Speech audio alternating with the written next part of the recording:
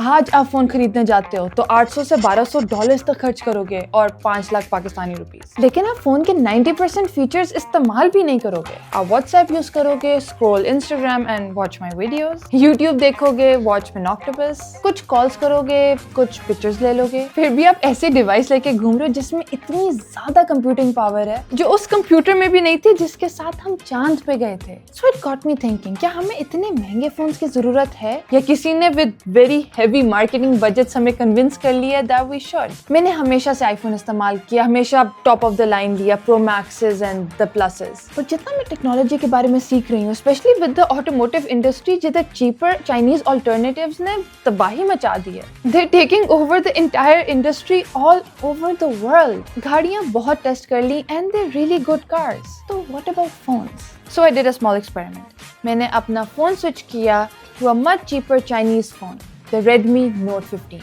अब ये वाला क्यों and not any other Chinese phone? It's because Redmi sent this to me. ये फ़ोन मैंने इस्तेमाल किया for 2 whole weeks and it made me realize a lot of things about technology, about economics and कि पूरी industry किस तरह से बदल रही है। Let's talk about the phone. पहले बॉक्स ओपन करते हैं। Let's remove the plastic.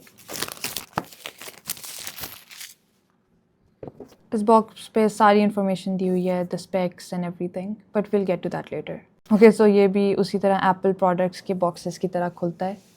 The satisfying slide. सबसे पहले ऊपर हमें छोटा सा बॉक्स मिलता है जिस पे काफ़ी क्लियरली रेडमी लिखा हुआ है। Envelope style opening. उसके अंदर हमें SIM pin and then leaflets and pamphlets. I really like it जब पैम्फलेट्स पे उर्दू लिखी होती है। Oh, and a cover, that's nice. आजकल कौन कवर्स देता है यार। It's a thin plastic cover, ज़्यादा प्रोटेक्शन नहीं देगा बट इट्स स्क्रैचेस वगैरह से काफ़ी बचाएगा। The material is nice. उसके बाद the main character, the phone itself, इसको हम बाद में देखेंगे।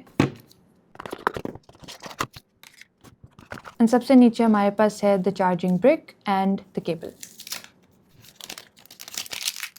33 watt charging, designed by Xiaomi. Xiaomi, Redmi, same company practically. But USB-A, सबके पास C-type आ गए तो they're still selling USB-A. Cable B, I am assuming is yes, it's USB-A.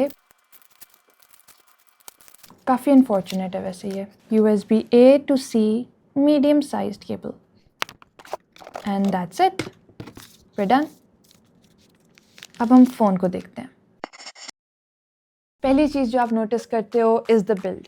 The back is plastic and yes it's cheap but practically कुछ advantages हैं। It's light and grip अच्छी है। Fragile नहीं लगता जैसे ग्लास पैक्स लगते हैं। And even better, cover वो खुद देते हैं तो प्लास्टिक भी गॉन। एंड डिज़ाइन काफ़ी प्यारा है। इट्स गिविंग सैमसंग S8 अपने कर्व्ड एजेस की वजह से। Power and volume button thumb side पर है एंड दूसरी साइड पर कुछ भी नहीं है, जिसकी वजह से एक हाथ से इस्तेमाल करना काफ़ी ईजी है। छोटी सी डिटेल है बट यूजेबिलिटी पे बहुत फ़र्क पड़ता है। स्क्रीन को देखें तो it's 6.77 inch AMOLED display with 60 hertz refresh rate. 120 hertz तक भी जा सकते हो अगर आपको वो पसंद है। Curve display with up to 3200 nits brightness. ना फ्लैगशिप एप्पल्स एंड सैमसंग्स में आपको बेहतर कलर्स, बेहतर ग्लास प्रोटेक्शन मिलेगी अगर आप खुद से जाके ग्लास प्रोटेक्टर नहीं लगा रहे, जो आजकल आई थिंक हर कोई लगाता है। एंड ज़्यादा एफिशिएंट पैनल्स मिलेंगे बट आई मीन विजुअली ज़्यादा फर्क नहीं है। एंड जो डिफरेंस है वो प्राइस के डिफरेंस से काफ़ी कम है। Now battery is important. इसमें 6000 मिली एम्पायर है एंड ऑनेस्टली नॉर्मल यूज़ के साथ मैं 2 दिन में एक बार चार्ज कर रही हूँ with the 33 watt wired charging. 10 hour screen on करने के साथ चल जाता है, though I haven't tested it out, company का क्लेम है। एंड इसकी 18 वॉट रिवर्स वायर चार्जिंग है, मतलब it can act like a battery bank for your iPhone. Latest iPhone 17 में you get around 3700 milli ampere. So battery wise ये काफ़ी बेहतर है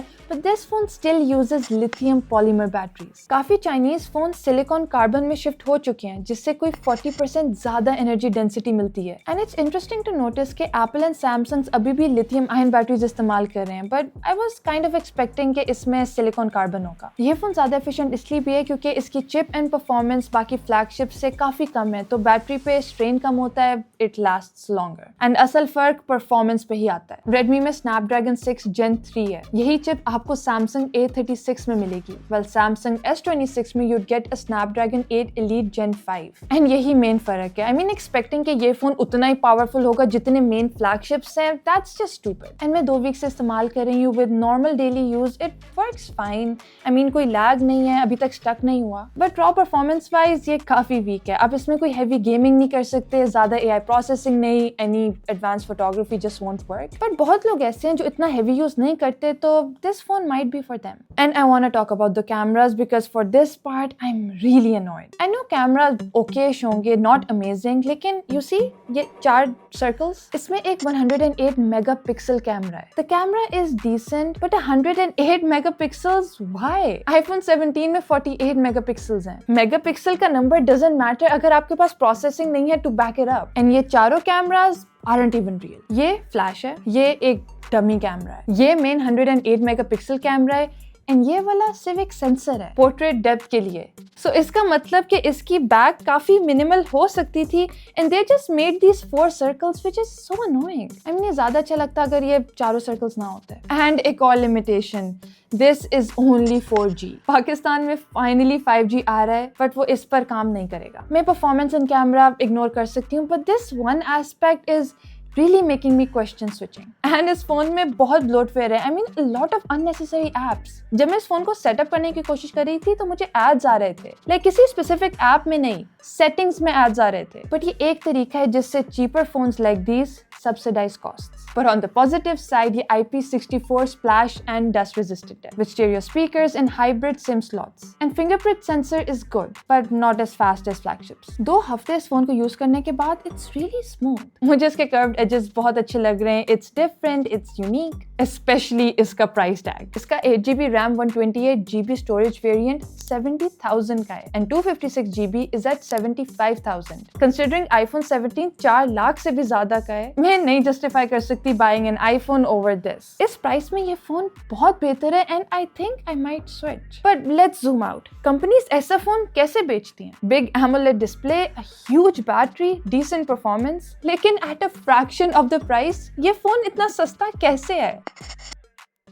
जब आप हार्डवेयर देखते हो, दिस डजंट लुक चीप, तो कॉस्ट डिफरेंस आता कहाँ से है? इसको समझने के लिए हमें पहले स्मार्टफोन बिजनेस समझना पड़ेगा। सबसे पहला डिफरेंस है प्रॉफिट मार्जिन्स। जब एप्पल कोई भी फोन बेचता है, कंपनी बहुत प्रॉफिट बनाती है हर एक डिवाइस पर। एस्टिमेट्स सजेस्ट कि एप्पल का ग्रोस मार्जिन पर आईफोन अराउंड 35 से 40% होता है, विच मीन्स कि जो फोन $1000 का बिकता है वो सिर्फ $600 का बना था। But Chinese smartphone companies different तरीके से ऑपरेट करती हैं। Companies like Xiaomi openly state कि वो अपने हार्डवेयर प्रॉफिट मार्जिन्स पर कैप लगाते हैं अराउंड 5%। यानी एक्सटेंड ऑफ मैक्सिमाइजिंग प्रॉफिट्स, वो फोकस करते हैं on enormous volumes. Completely different business philosophy. Second difference है मैन्युफैक्चरिंग पावर। फन फैक्ट, दुनिया के mostly electronics, even iPhones, China में मैन्युफैक्चर होते हैं। चाइना ने डेकेड्स लगाए दुनिया का सबसे सोफिस्टिकेटेड मैन्युफैक्चरिंग इकोसिस्टम बनाने के लिए। Factories, component supply, skill labour, electronics assembly. So China में फोन बनाना बहुत सस्ता है, एंड ज्यादा मुल्क की रेप्लिकेट नहीं कर सकते। एंड क्योंकि चाइनीज गवर्नमेंट अपनी प्राइवेट कंपनीज के साथ बहुत